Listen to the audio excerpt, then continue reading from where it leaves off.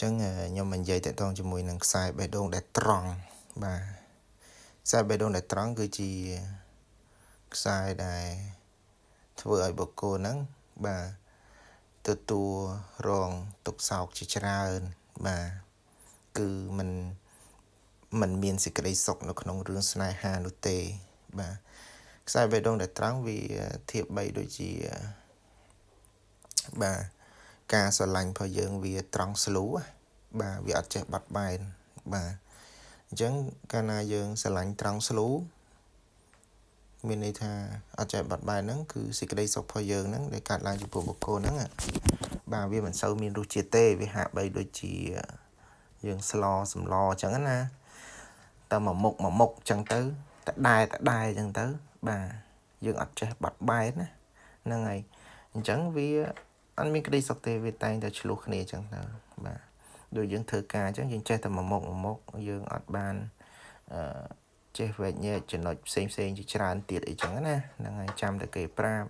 ហើយធ្វើនេះធ្វើនោះអញ្ចឹងទៅក៏វាមិនមានក្តីសុខដែរបាទហើយម្យ៉ាងវិញទៀតខ្សែបេះដូងកាលណាវាត្រង់ហើយវាត្រង់អញ្ចឹងហ្នឹងវាមិនមានក្តីសុខនោះណាស់ទៅហើយប៉ុន្តែអ្វីដែលសំខាន់មួយទៀតហ្នឹងគឺខ្សែបេះដូងហ្នឹងវាបានដោះបុកចាក់ជាមួយនឹងខ្សែខួរក្បាលហើយនឹងខ្សែជីវិតបាទអាហ្នឹងគឺជារឿងដែលធ្ងន់មួយសារទៀតបាទនៅពេលដែលខ្សែបេះដូងហ្នឹងដោះមកប៉ះជាមួយនឹងខ្សែខួរក្បាលមានន័យថាធ្វើឲ្យជីវិតរបស់យើងហ្នឹងឆ្លងចរន្តអគ្គិសនីបាទអញ្ចឹងជីវិតស្នេហារបស់យើងឆ្លងចរន្តអគ្គិសនីមានន័យថាម៉េចមានន័យថាការស្រឡាញ់របស់យើងដូចផ្ទុះសេខ្សែភ្លើងអញ្ចឹងស្រឡាញ់ផ្ទុះដាំងមានន័យថាវាទទួលបាននៅសេចក្តីស្រឡាញ់មកវិញហ្នឹងគឺវាមិនសមប្រកបអញ្ចឹងណាវាធ្វើឲ្យមានការឈឺចាប់វាធ្វើឲ្យមហន្តរាយវាធ្វើឲ្យយើងហ្នឹងខូចចិត្តណាវាធ្វើឲ្យយើងនឹកស្មានមិនដល់ថាហេតុអីបានអញ្ចឹងបាទហ្នឹងហើយ